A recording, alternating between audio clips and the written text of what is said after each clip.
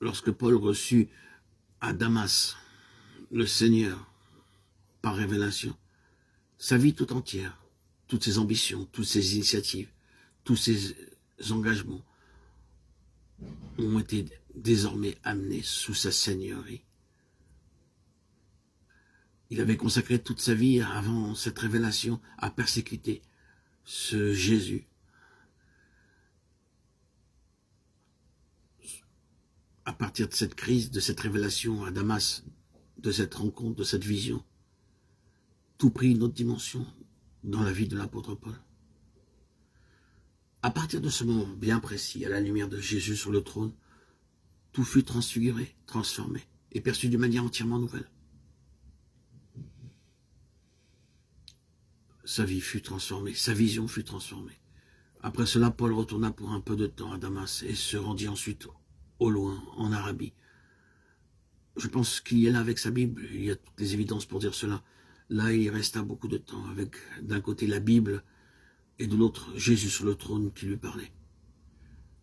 C'est la manière de connaître votre Bible, c'est la clé. Jésus sur le trône et la Bible.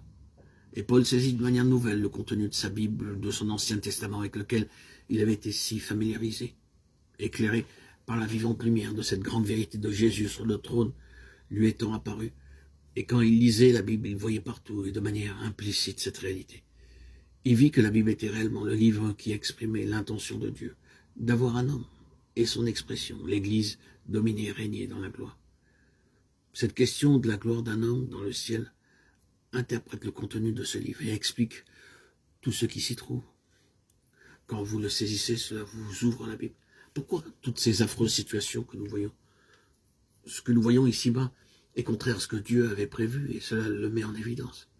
En considérant le monde et en voyant les situations préoccupantes des nations et autour de nous, dans notre pays, les terribles conditions de souffrance, de la misère et du mal, nous pouvons nous demander comment l'incrédule ou le railleur.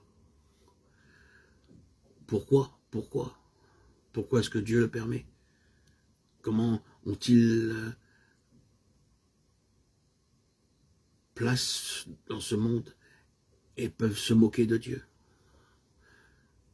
La réponse est la suivante. Dieu permet que ce qui est contraire à ce qu'il veut puisse s'étaler devant les hommes, prouvant ainsi que c'est antinomique, qu'il n'a jamais voulu qu'il en soit ainsi. Quand une chose va mal, Dieu ne l'esquive pas, il ne l'atténue pas, il ne la met pas de côté comme si elle n'avait pas d'importance. Il la laisse se dévoiler en exposant ses tragiques méfaits.